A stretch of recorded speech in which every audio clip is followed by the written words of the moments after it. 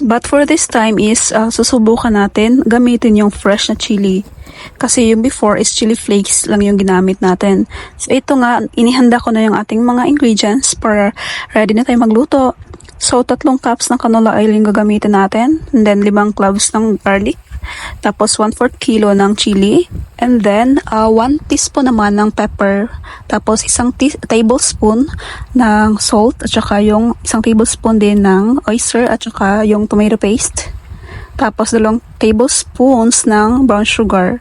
Tapos idagdag yung bay leaves at saka yung ating star anise, pandagdag sa aroma. Tapos 2 tablespoons ng vinegar. And then yung luya. So ayan, mix lang natin. So ito nga guys, natapos na ako. So bali, mga 30 minutes ko itong niluto. So hinaan nyo lang yung apoy para hindi siya masunog agad.